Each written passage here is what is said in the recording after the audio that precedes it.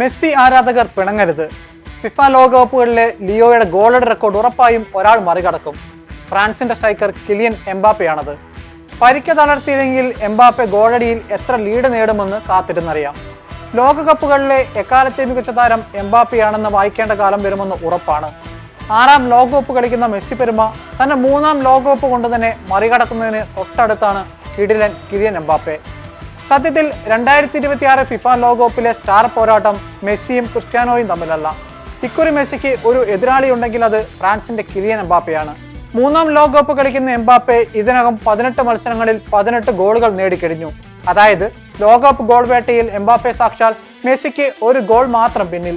Round of 32-ൽ സ്വീഡനെതിരായ ഇരട്ട ഗോളോടെ ഈ ലോകകപ്പിൽ എംബാപ്പയുടെ ഗോൾ സമ്പാദ്യം 6ആയി.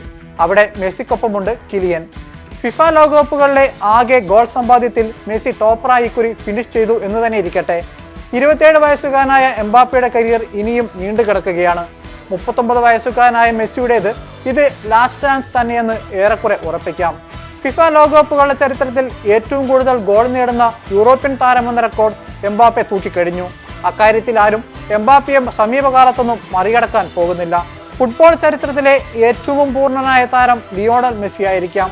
പക്ഷേ ലോകകപ്പുകളുടെ ചരിത്രത്തിലെ ഏറ്റവും മികച്ച താരമായി എംബാപ്പെ മാറുമെന്നുറപ്പ്. ശരിക്കും ഒരു ബിഗ് ടൂർണമെന്റ് പ്ലെയറാണ് എംബാപ്പെ. ലോകകപ്പ് വരുമ്പോഴാണ് എംബാപ്പയുടെ കാലുകൾ പൂർണ്ണ ശക്തിയിൽ ചലിക്കുക എന്ന് സാരം.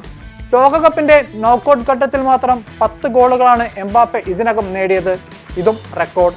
ഇതുവരെ കളിച്ച 3 ലോകകപ്പുകളിലും ഫ്രാൻസിന് എംബാപ്പെ ഫാക്ടറുണ്ട്.